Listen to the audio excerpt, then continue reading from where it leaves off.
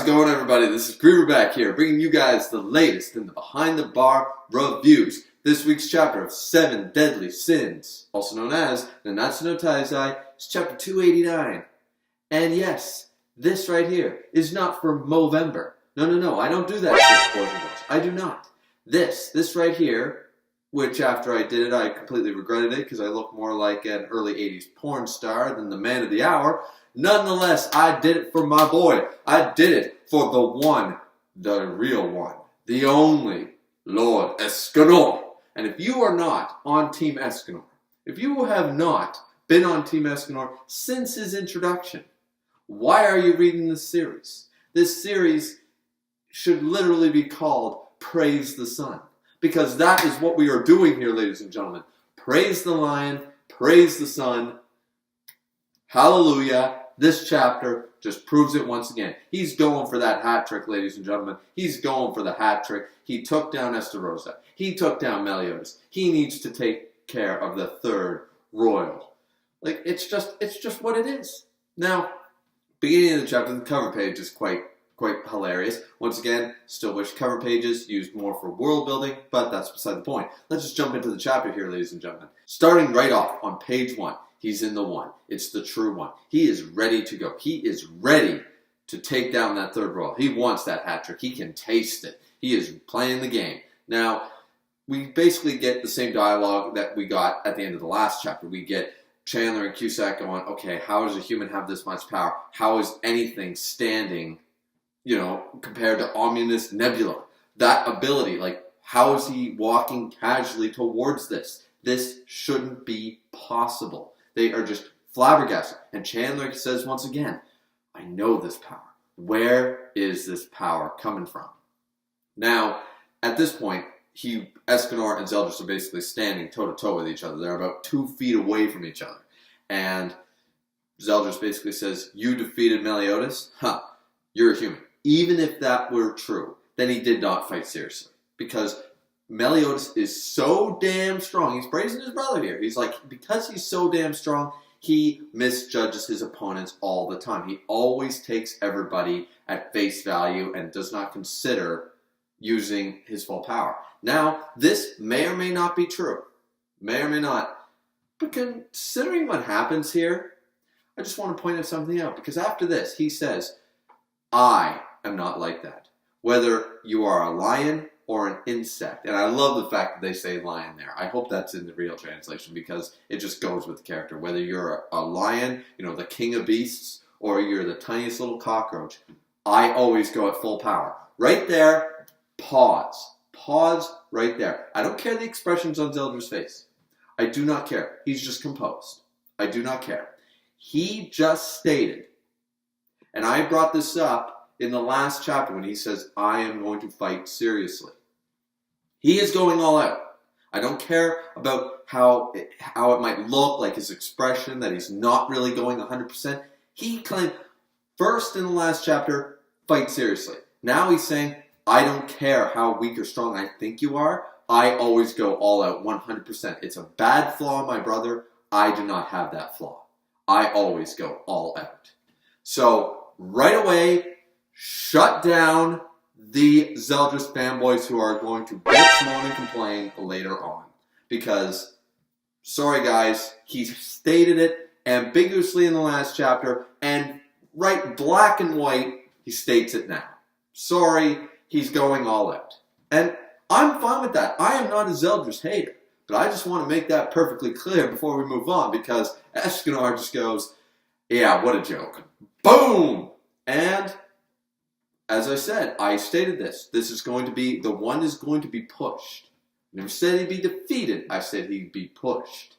Because Zeldris is ready. And Zeldris just claimed. Going 100%. He's got, I always considered it about 10%. 5 to 10% of the Demon King's true power is what he has. That is what makes Zeldris the right hand of the Demon King. He doesn't just have a portion of the ruler ability, but he's actually got a boost to his own power, just in general, like an overall power level number. I always assume that. That's what makes him the leader of the Ten Commandments. He's most likely, if not the strongest demon currently outside of Meliodas and the like. So I assumed that that was the case.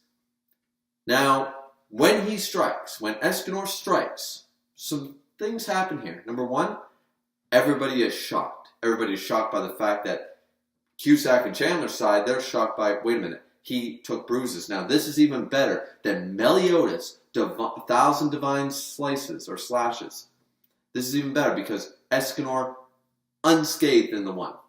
No visible damage, took no damage. It didn't even hit him or hurt him. All 1,000 slashes hit him, but they didn't do anything.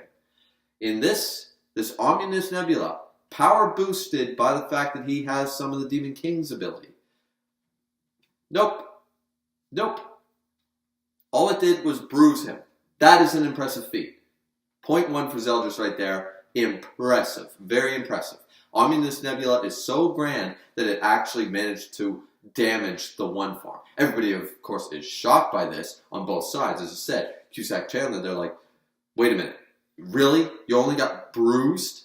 That's ridiculous. You should have been, that arm shouldn't even be in existence anymore. And he took a bruise. Like, that's stupid. That shouldn't be happening. And on the other side, Merlin and the gang are kind of going like, Escanor, even in this form, that attack got repelled?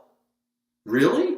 Like, so both sides are just shocked by this. Now, we see that Rita, the divine axe, Escanor's weapon, tiny little chip out of it. That is, once again, impressive. Very impressive. So, what does Escanor do? Out of sheer pride, it would suit him, or whether, I really don't want my axe to break and I can do something better. Fling, done, into the ground. He's like, nope, don't need my axe. And it's like, okay, all right.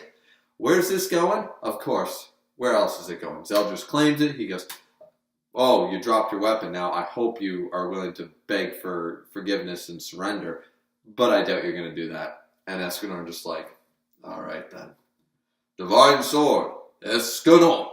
And smashes right down on Omnibus Nebula, just like he just tried with Ritter. But this is the move that nearly sliced Melios' body in half. So he's going through that Omnibus Nebula, and everyone, Cusack's like, wait, he's using his hand as a sword? Are you kidding me? I mean, it just boggles the mind. Does it not boggle the mind, ladies and gentlemen? The epicness of this fight. Like, it's just panel by panel, and it's very simplistic in nature, but it's so, every blow is just so epic. Like, we're not even halfway through the chapter, and I'm just, whoa, I'm pumped. Now, during this exchange, while the blows are just fighting each other, Omnibus Nebula, the amazing, sharp, shredding darkness barrier that is around Zeldris, that's pulling in a vacuum the whole 9 yards, acting like a black hole of just pure darkness. And Escanor is just beating his way through it with the same ability that cut Meliodas nearly in half. Now, during this exchange, Cusack, of course, as I stated, says that, like, how is this possible? Like, no creature on heaven or earth or anything should be able to withstand Omnibus Nebula. And yet, not only is he able to stand there without being drawn towards it, he's actually starting to break through it. Zeldris is losing ground. What is going on here? How has a human got this power? This is where Chandler figures it out. And here's what worried me. I talked about this in one of the Boar's Hat podcasts, or I believe it was the Zeldris versus Escanor predictions stream. It was hosted, I believe, yesterday. Really good. Check it out. I'll link you guys in the description down below. But I believe I stated this, that Chandler, he had an ability. It was not darkness, because a lot of us brought up, okay, what if Escanor's in the cave? Does he need to be exposed to direct sunlight? What happened when Chandler pulled that stunt? Like darkness, like right now they're in a darkness cocoon, so how is Escanor even in the state? Is the one weaker? No. This, right now, confirms this. We'll get into that. But he has the ability to turn things to night. He warps time. He changes it from day to night. That is one of Chandler's abilities. We'll get into that in a moment. Either way, he states, holy shit, this is the grace of sunshine. This is one of our most hated abilities. This is Mail the Sun. And Cusack's like, what? And they're like, I don't know what happened. Supreme Deity, graces, blah, blah, blah. Basically the expedition that we already know. We get very little information other than the fact that they realized that when Mael was killed, the grace was lost, and it's been lost for a very, very long time. It clearly found its way into the body of this human. Now, they don't go into detail on how, in the same way that Rudestiel went, well, how can he withstand a grace? It's like giving a commandment to a human. It would break their body down. It would break it apart. Shouldn't be happening, but it clearly has. So Chandler has realized, he has recognized what it is, and that is very detrimental considering what happens in this chapter. I brought it up, as I said before, in a podcast. It's cut and dry for me. It's very cut and dry. So this is where we see that it actually did break through. Divine Sword Escanor broke through Ominous Nebula. Now, it did not do any damage to Zeldris necessarily, but it canceled his magical power. We see that the vacuum is stopped. Everyone's like, wait a minute. He canceled out Ominous Nebula. So he's broken Zeldris' magical ability. And we can gauge from what is described later on is that he actually canceled out both that and the ruler ability. He canceled them both out. So, regardless whether Divine Sword Escanor is a physical or magical attack, you can make an argument for either one. It doesn't matter, because it canceled out both of his abilities. His original magical power and any power boost or any power of the ruler that he gained from the Demon King are both canceled out right now. And Zeldris is barely holding down Escanor with his sword alone. This is where everyone's like, okay, this is bad, and it's just like, what? Now, during this exchange, I nearly forgot to mention, during this exchange, it's very important to realize that Zeldris brings up, like, this is a fight between demons and goddesses. Why are you invested in this? Why do you fight so hard? And Escanor says, this is great character for Escanor. Escanor says, I do it for the sake of my friends. There's no better reason. And it's like, yes. Merlin even stands there and just kind of like, Escanor. Like, manly Escanor, in the one, he's conscious of who he is. He's totally aware of everything. And he says he does it for the sake of his friends. Now, this is where Zeldris brings up, are you telling me that you think that the cold-hearted bastard that is Meliodas is your friend? Are you claiming that my brother is your friend? It's like, yeah, dude. Yeah, I am. He is my friend. And it's kind of like, no. He goes, that guy does not have such pathetic, weak emotions like having things like friendship. And that's, of course, when Escanor breaks it through. So I kind of skipped that little part when I was going into the Chandler discussion portion. But suffice to say, we're caught up now. This is a big thing for Escanor's character as a whole. Because this pertains not just to Merlin. This pertains to the fact that, remember, Escanor has been cursed since childhood. He's a freak. Like, just because we've seen manly Escanor have pride and no hatred and no negative emotions in his heart, it's almost like a flip coin thing, like Two-Face, in that he wears it all on his sleeve at night. And then during the day, he's been through 12 hours. Let's just use the 12-hour cycle to make it easy. For half the time, he wears it all on his sleeve. It's open. The rest of the time, the other 12 hours, it's suppressed down to the point that it's non-existent. He gets it all out during one time a day so that he can fight at full strength with the power of pride and no negative things holding him back during that ability. Now, I, of course, have my theory on why that might not be the case here, but that's beside the point. The fact of the matter is that he's been cursed this entire time. And the only people that ever accepted him, where he felt home, remember, his own parents rejected him. He's a prince. He's a lord. He's some type of duke or noble or prince of some description. He's Lord Escanor. And he states this, but he can never go home. We don't know from what kingdom he resided in, but suffice it to say, his own parents rejected him, his brother, his family, his kingdom, they all rejected him. He's been a cursed being this whole time. And the first time he found acceptance was with the person he's in love with, Merlin, and his friend, Meliodas. The 7 deadly sins are the only place he can feel at home, where he belongs. We do not see this through manly Escanor, but we know it from timid Escanor. We understand that he feels at peace here, especially with Merlin and all that such, but we've never seen manly Escanor express that type of emotion before, but it makes perfect sense. He's not void of emotion in this form. He's just the epitome of emotion, in a sense, in this form. Everything he does is because these are the 6 people that accept him for who he is. They don't shy away from him. They are not frightened by him. They actually praise him. Praise the Son. That's what they do. He's accepted. He's loved. He's needed. And he's never felt like that in his entire life. So this is great motivation. This isn't some fairy tale Nakama friendship power of bullshit. This is when it's okay to use the power of friendship in manga. This makes perfect sense. And it works. And I just love it. It's so simplistic. Maybe I'm reading too much into it. But for me, it meant so much to hear him say that, yeah, you're right. Goddesses, demons, I don't really care. I'm the epitome of power. But you're on the wrong side. That's simple enough. 7 deadly sins are on this side. I'm saving my friend Meliodas because he's the captain of my order. He accepted me as a friend. He is my friend. Awesome. Awesome, awesome, awesome. Love it, love it, love it, love it, love it. So, at this point, of course, Omnibus Nebula is broken. He jumps away because Zeldris is like, nope, I'm out. Forget this, because he's canceled it out. And Merlin states back and says, you did it. You did it, Escanor, sort of idea. And this is where Escanor says, you won't escape.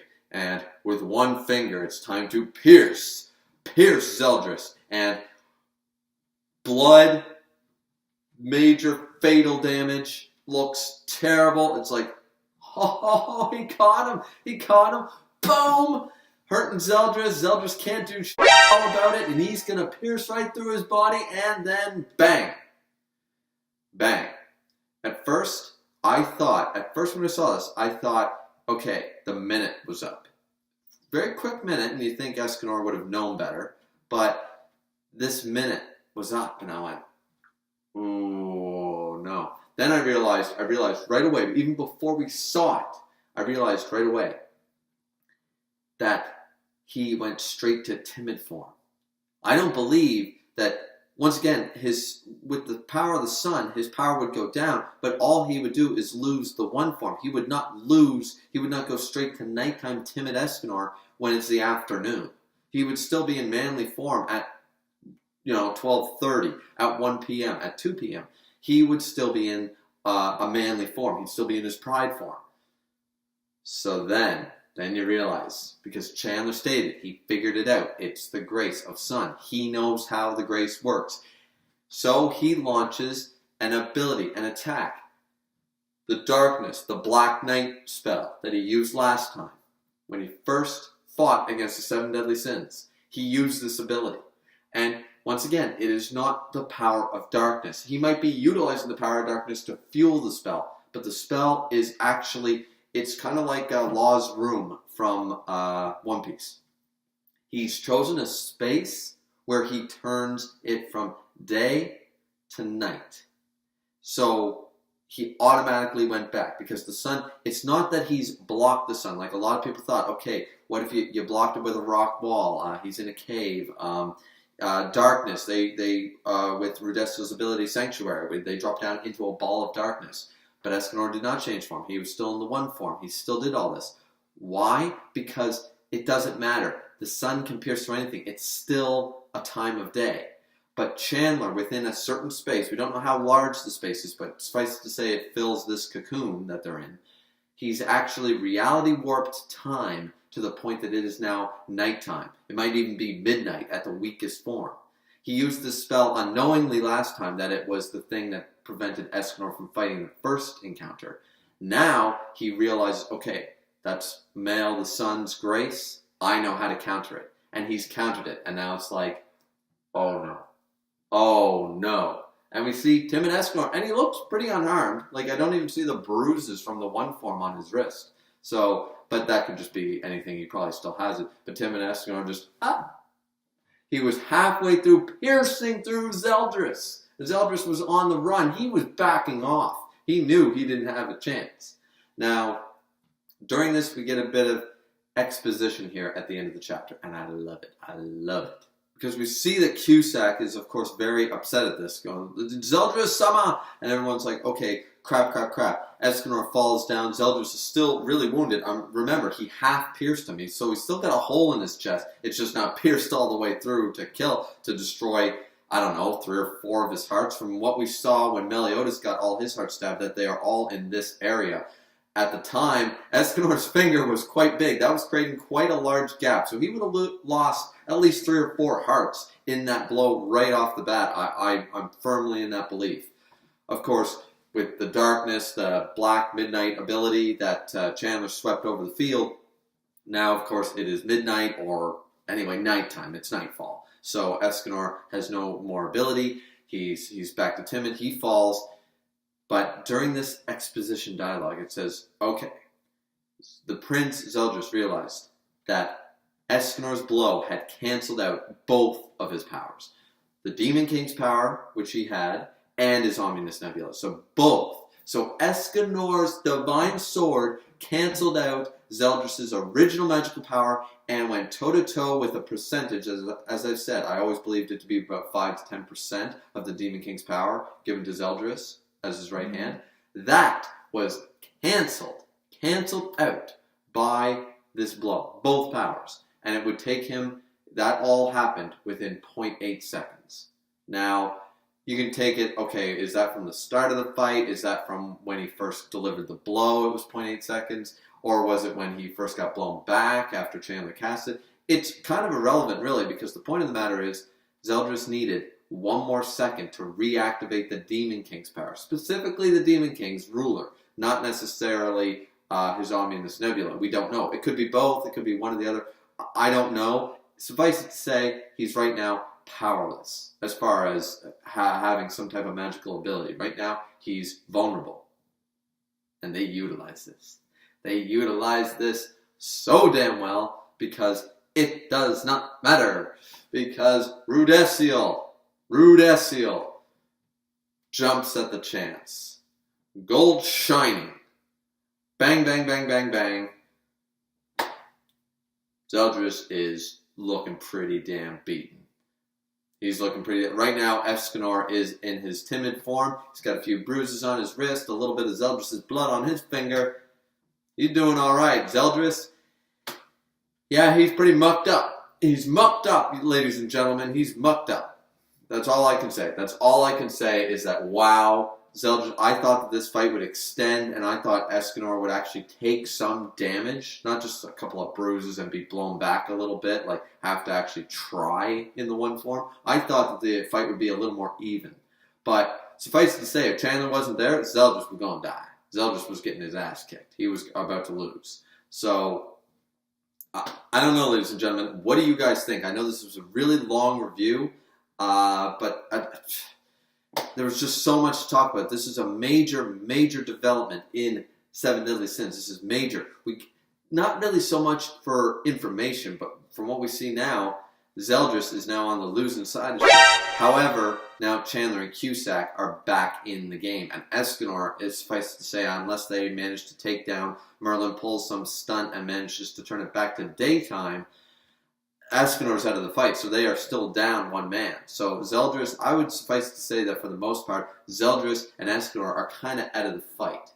Now, we saw the panel when Mael's memory, everybody's returned. And we saw that everyone seemed to be fine. We also saw that Escanor was back in his normal state, and Zeldris did not seem to be very harmed. We do not see Chandler at this point. So I'm of the belief that the rest of it's going to go on, and it's going to be Merlin and Rudesiel versus Chandler and Cusack, because we also see not only does Zeldris have half a hole through his chest and got all screwed up by this gold shining ability of Rudesiel's, the Grace of Flash, we also see that he cut his sword in half. He broke Zeldris' sword. So, there's so much speculation we can go over here, guys. Suffice to say, this review has gone on a very, very long time. I know I jumped around a little bit in the chapter and went off on a few tangents, but I hope you guys stayed with me. I was just so pumped for this chapter. What did you guys think of the chapter? Did you love it? Did you hate it? Please like, subscribe, comment as always. It's always very much appreciated. We will see you back here next time for chapter 290 of 7 Deadly Sins. I'm so pumped for it, guys. I'm so pumped. This was a hype moment for me. What did you guys think? As always, drink responsibly. See you back here next time.